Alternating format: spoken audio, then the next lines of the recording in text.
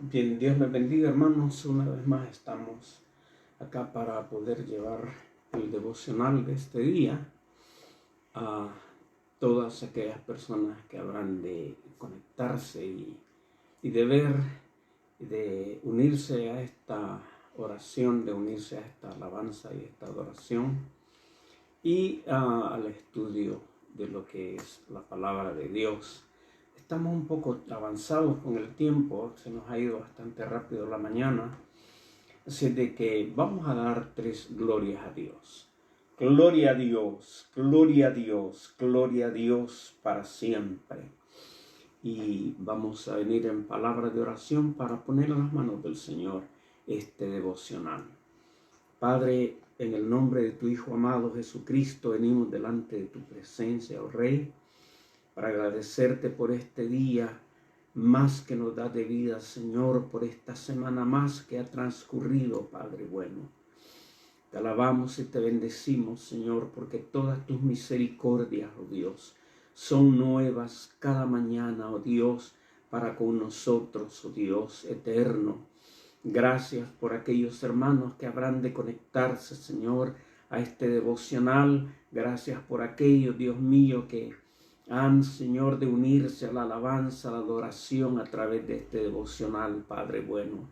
Permite, oh Señor, que llegue. Permite, Padre Santo, que llegue y que sea glorificado, Padre eterno. Aleluya. Esta, Padre eterno, alabanza, Señor, suba delante de ti, Señor, como olor fragante, Padre eterno. Si hay alguien, Señor, que se siente desalentado, anímale, Señor, sea reanimado a través de la adoración, a través de la alabanza, a través de la oración. Infunde nuevas fuerzas, Padre. Infunde nuevos deseos de continuar adelante en este caminar contigo, oh Dios, oh Rey, oh Padre. Te alabamos y te bendecimos en esta mañana, en el nombre poderoso de Cristo Jesús. Amén. Amén. Bien, vamos a entonar algunos cánticos. Aleluya. Si los conoce, únase a la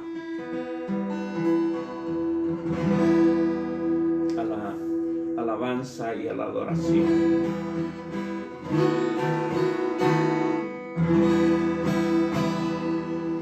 En la cruz del Calvario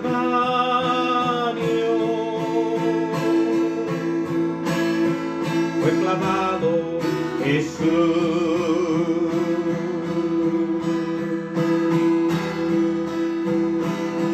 y todos mis pecados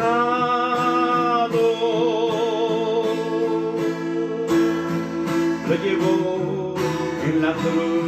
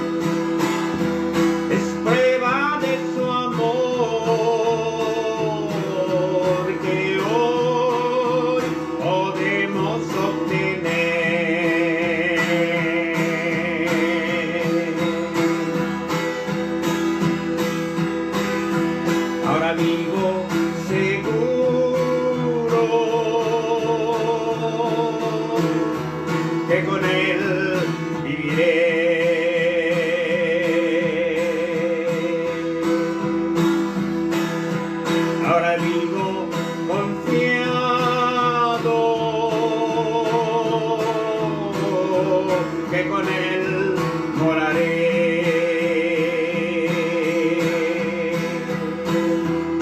todos mis pecados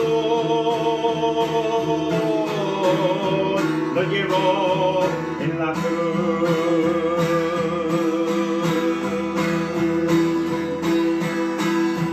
Y el sacrificio que Jesús hizo en la cruz por ti, por mí, es prueba de su amor que hoy podemos obtener.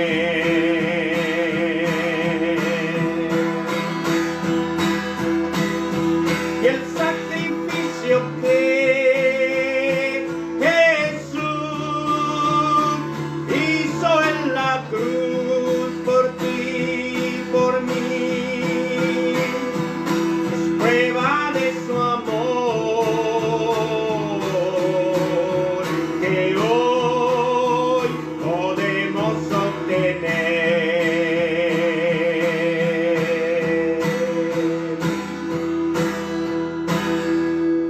No sé por qué,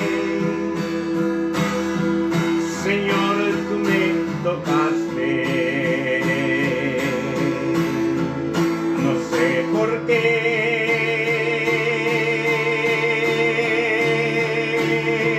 en mí tú te fijaste.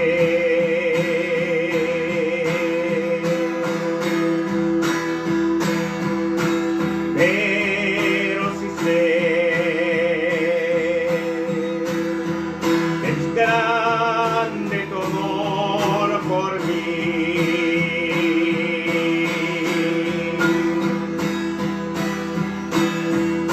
Mi corazón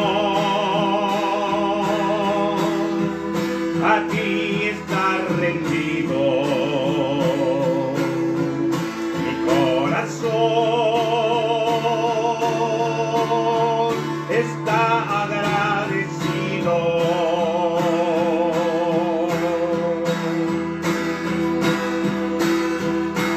Contigo siempre quiero, Señor, yo estar.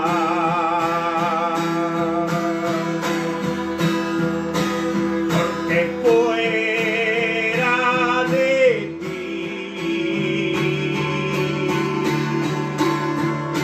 nada deseo en la tierra.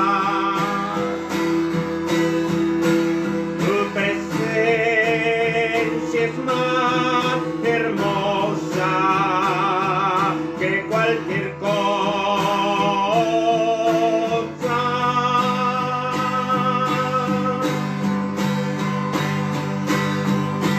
Porque fuera de ti nada deseo en la tierra. Tu presencia es más hermosa que cualquier cosa.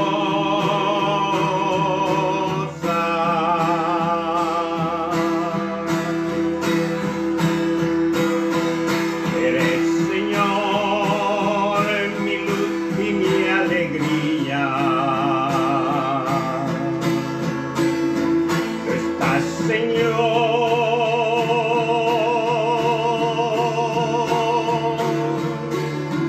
conmigo noche y día.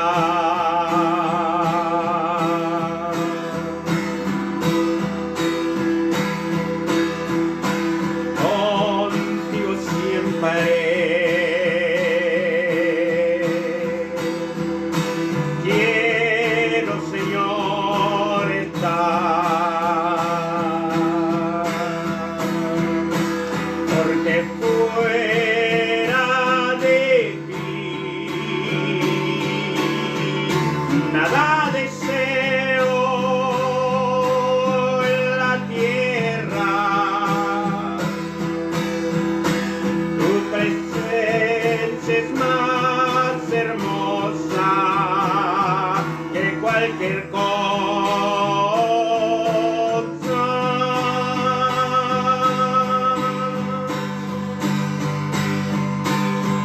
que fuera de ti.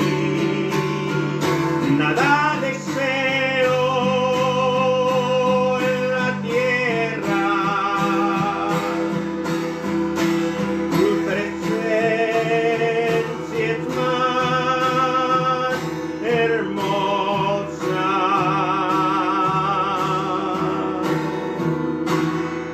que cualquier cosa.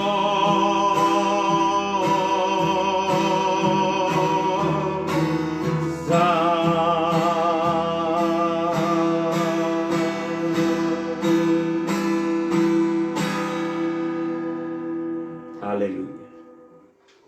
Bien, bendito sea el Señor. Vamos a avanzar un poco en el estudio en el capítulo 23. El capítulo 23 es más que todo una narración, hermanos, de lo que sucede en Jerusalén, de cómo el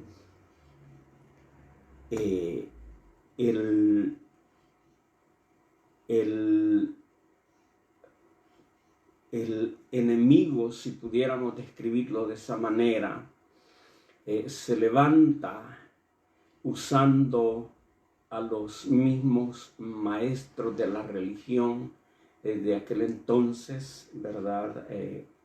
Fariseos y saduceos, y entre ellos juzgan al apóstol Pablo, y de cómo Dios le da la sabiduría que hasta cierto punto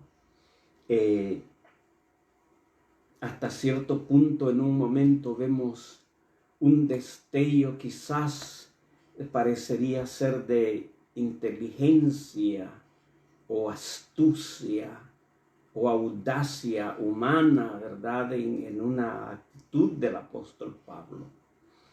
Pero no olvidemos que en cierto momento Jesús abre su boca y dice a la multitud y a sus discípulos, les dice: he aquí que yo os envío como ovejas en medio de lobos. Sed pues mansos como paloma y también astutos como las serpientes, ¿verdad? Entonces, en algún momento, y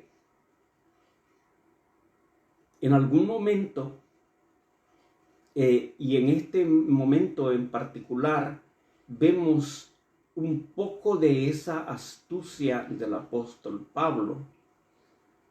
No olvidemos que él fue un hombre, y él lo menciona acá en estos versículos, fariseo de fariseos. Vamos a ir a la lectura. Dice, creo que nos quedamos en el versículo 5. En el versículo 4 dice, creo que habíamos terminado hasta el versículo 3, pero vamos a leerlo una vez más para que retomemos el tema. Dice, entonces Pablo le dijo al sumo sacerdote, esto es, al sumo sacerdote le dice, entonces Pablo le dijo, Dios te golpeará a ti, pared blanqueada. Esto era dictando verbalmente una sentencia sobre aquel hombre. Entonces Pablo le dijo, Dios te golpeará a ti, pared blanqueada.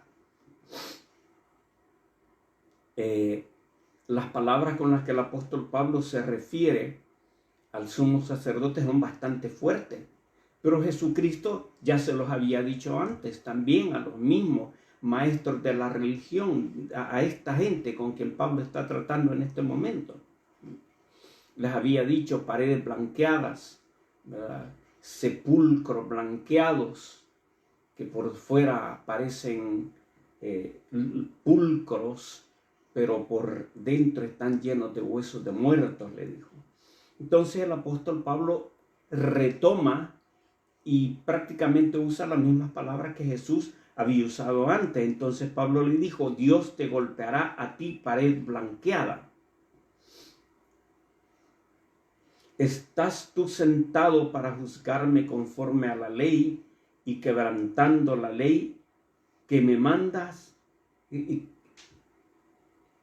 ¿Estás sentado para juzgarme conforme a la ley y quebrantando la ley me mandas golpear? Los que estaban presentes dijeron al sumo sacerdote de Dios injurias. Entonces, todos los que estaban presentes en ese momento que Pablo estaba compareciendo, reprochan a Pablo y le dicen: al sumo sacerdote de Dios injurias tú. Aquí hay un aspecto que vamos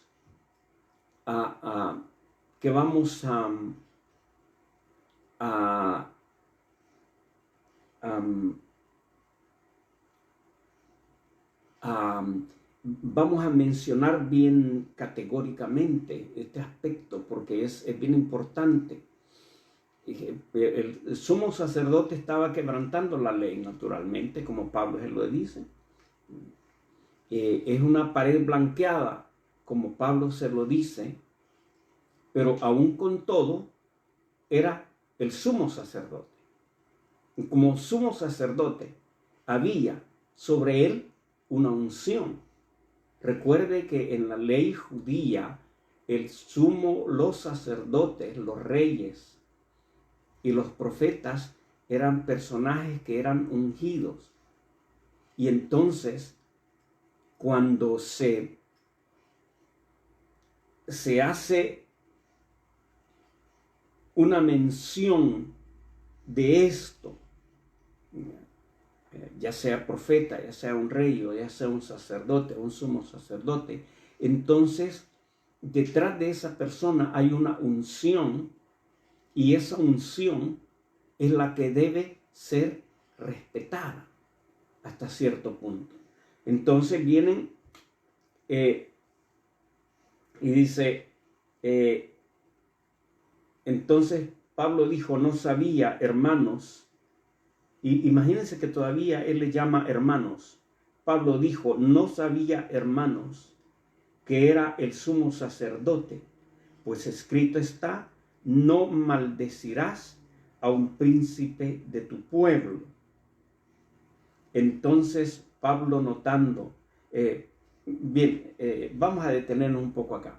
Dice: pues en la ley está escrito: no injuriarás a un príncipe de tu pueblo. Entonces, en la ley judaica, en el tiempo pasado, un sacerdote era considerado un príncipe de Dios. Por eso más adelante el apóstol Pedro, escribe y dice que nosotros hemos sido hechos nación santa, real sacerdocio, pueblo adquirido por Dios. Aleluya. Y entonces, en esa categoría que nosotros como iglesia de Cristo hemos sido constituidos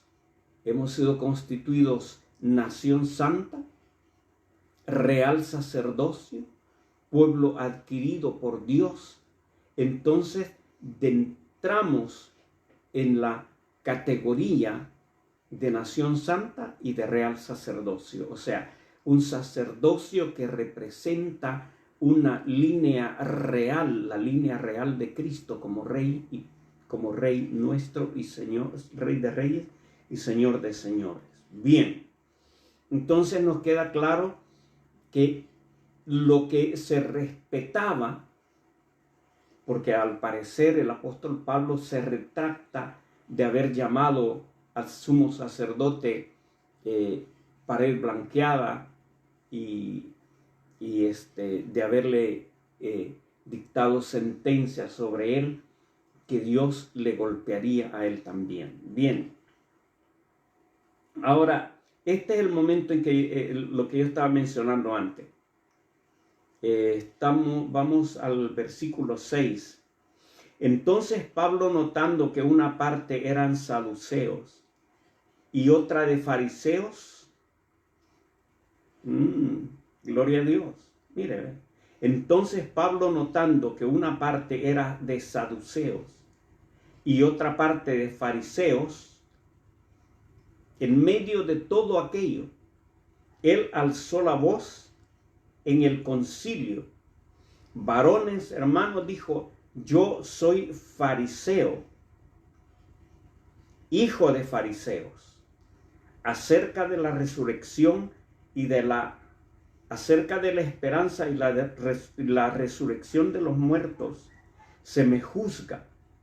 Cuando dijo esto, se produjo división, se produjo disensión, y es este el punto que yo estaba haciendo mención anteriormente. Era quizás un momento de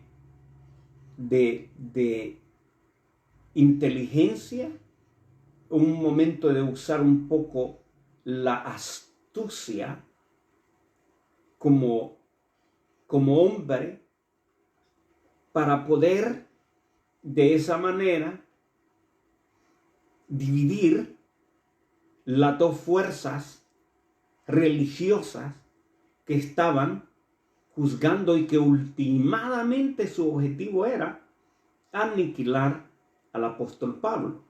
Entonces él ve en su linaje una oportunidad para poder dividirles y dejar por tierra todas las acusaciones. Entonces él podía haberse quedado callado, hermanos.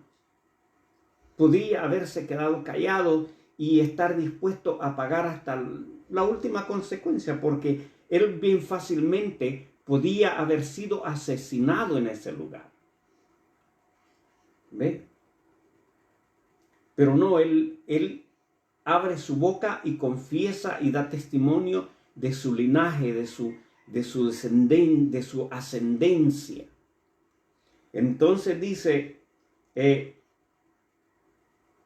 y cuando dijo esto, se produjo disensión entre los fariseos y los saduceos. Y la asamblea se dividió porque los saduceos dicen que no hay resurrección, ni ángel, ni espíritu. Pero los fariseos afirman estas cosas. Y hubo gran vocerío, y ningún mal hallamos en este hombre, que si un espíritu le ha hablado o un ángel, no resistamos a Dios. Y habiendo grande disensión, el tribuno, teniendo temor de que Pablo fuese despedazado por ellos, mandó que bajasen soldados y le arrebatasen de en medio de ellos y le llevasen a la fortaleza. Que sacaron del tribuno y lo llevaron al lugar de la fortaleza, donde él estaría protegido por los soldados romanos. A la noche siguiente, esto está en el versículo 11. Imagínense en medio de todo esto, los ataques, las amenazas, las injurias, los bochornos, los deseos de exterminar a Pablo. Y parece ser que Pablo simplemente está dando la batalla solo, pero no es así. Entonces dice en el versículo 11, a la noche siguiente se le apareció o se le presentó el Señor. ¿Qué Señor? El mismo Señor que se le apareció camino a Damasco. Y el mismo Señor que se le apareció en el éxtasis espiritual. Dice, a la noche siguiente se le presentó el Señor y le dijo, ten ánimo, Pablo, pues como has testificado de mí en Jerusalén, así es necesario que testifiques también en Roma. Gloria a Dios. Pero en medio de todo eso estaba Jesucristo. Estaba Jesús respaldando la labor que el apóstol Pablo estaba haciendo. Entonces Jesucristo se le aparece y le dice: ten ánimo, pues como has testificado de mí en Jerusalén, así es necesario que testifiques también en Roma, garantizándole de esta manera que Jesucristo no iba a permitir que lo matasen, no iba a permitir que lo encarcelasen allí en Jerusalén, no iba a permitir que ningún plan malvado que los judíos tuviesen en contra de Pablo se iba a llevar a cabo.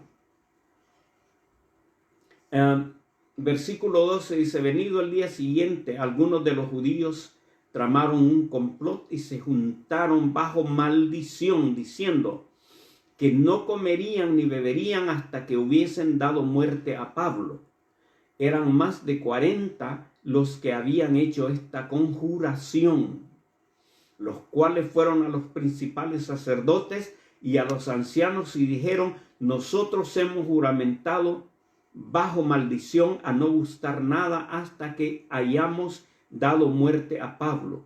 Ahora pues vosotros con el concilio requerid al tribuno que se le traiga mañana ante vosotros como si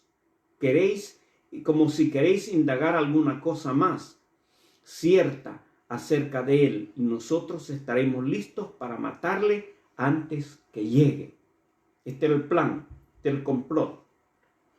Ahora, miren cómo Jesús, miren cómo Dios actúa, cómo Dios opera.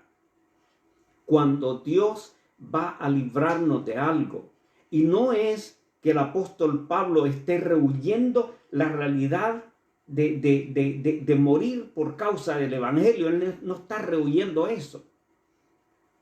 Ni Cristo tampoco está, por el momento, Cristo tiene que preservarle la vida porque todavía hay una labor que el apóstol Pablo tiene que hacer: ir a Roma y testificar delante de los gobernantes del imperio romano acerca de Jesucristo. Versículo 16. Más el hijo de la hermana de Pablo, mire cómo Dios opera, oyendo hablar de la celada, fue y entró en la fortaleza y dio aviso a Pablo. Pablo, llamando a uno de los centuriones, dijo: lleva a este joven ante el tribuno, porque tiene cierto aviso que darle.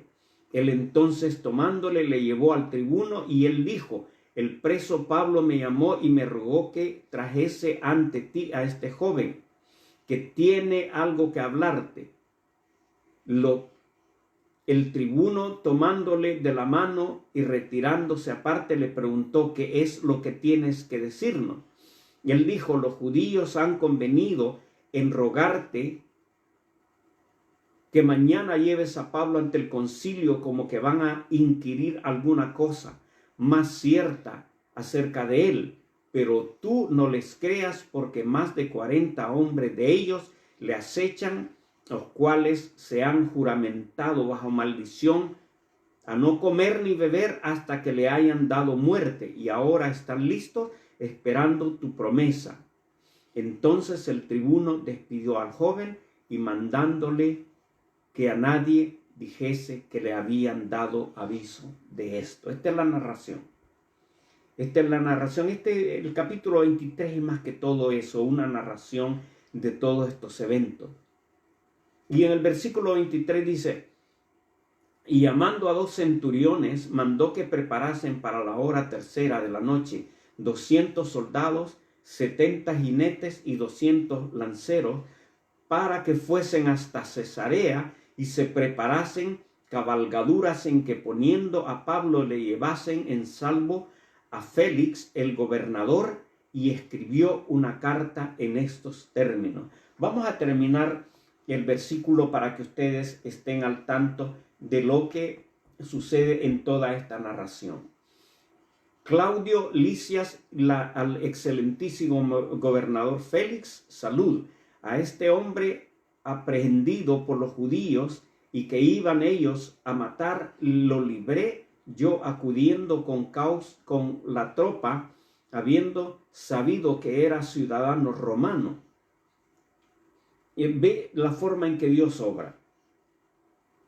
Porque el apóstol Pablo, aparte de ser judío, era también un ciudadano romano. Y como ciudadano romano, el imperio estaba en la obligación por ley de protegerlo, porque era un judío romano, era un ciudadano romano. O sea, quizá, y lo hemos visto en otras ocasiones cuando se mata a espada a Jacobo, cuando se mata a Esteban, cuando se asesinan a otros de los apóstoles, siervos, seguidores de Cristo Jesús, el imperio no intervino en lo más mínimo. No intervino en lo más mínimo. Pero cuando se trata de Pablo, porque era ciudadano romano, no se le permite que la vida de Pablo sufra ningún perjuicio por el momento. Porque después, cuando hayamos terminado con el capítulo 28, vamos a ver cuál fue el final del apóstol Pablo. Y queriendo saber la causa porque le acusaban, le llevé al concilio de ellos, y hallé que le acusaban por cuestiones de ley de ellos, pero que ningún delito tenía digno de muerte o de prisión. Pero al ser avisado de acechanzas que los judíos habían tendido contra él, contra este hombre, al punto le he venido contra este hombre, al punto le he enviado a ti, intimando también a los acusadores que traten delante de ti lo que tengan contra él. Pásalo bien. La carta que se envía a Félix, el gobernador de Cesarea. Y los soldados, tomando a Pablo como se les ordenó, le llevaron de noche a Antípatris. Al día siguiente, dejando a los jinetes que fuesen con él, volvieron a la fortaleza. Cuando aquellos llegaron a Cesarea y dieron la carta al gobernador, presentaron también a Pablo delante de él, y el gobernador, leído la carta, preguntó de qué provincia era, y él, habiendo entendido que era de Cilicia, le dijo: te oiré cuando vengan tus acusadores, y mandó que le custodiasen en el pretorio de Herodes. Y ahí termina el capítulo 24. Esta es una narración nada más. El capítulo 24 es básicamente lo mismo también. Bien, vamos a dejar por terminado acá el devocional de este día. Amén, la enseñanza de este día. Y vamos a entonar un cántico más. Y con esto cerramos el devocional.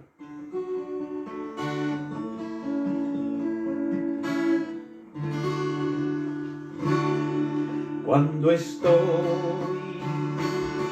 en luchas y pruebas,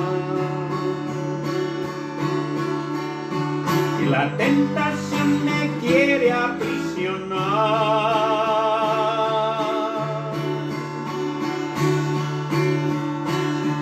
el Espíritu Santo, que es mi guía, me sostiene y no me deja claudicar. Te alabo, te alabo, mi alma no se cansa de alabarte.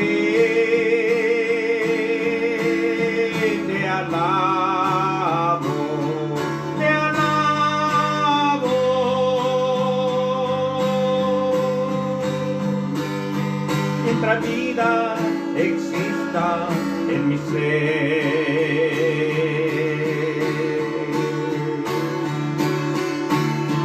Te alabo, Señor, yo te alabo,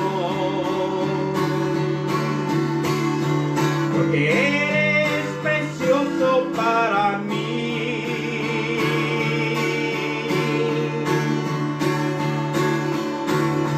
Porque junto a ti voy caminando,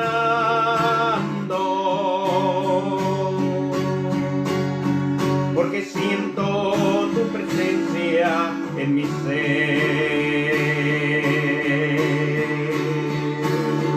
Te alabo, te alabo, oh, mi alma no se cansa de alabarte. Te alabo, te alabo,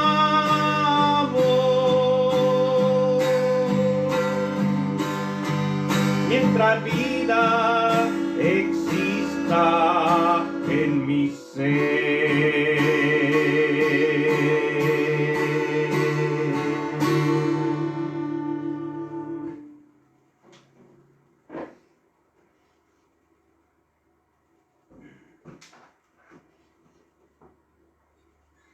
Bien, vamos a dar por terminado el devocional. Aleluya, vamos a venir en oración delante de Dios.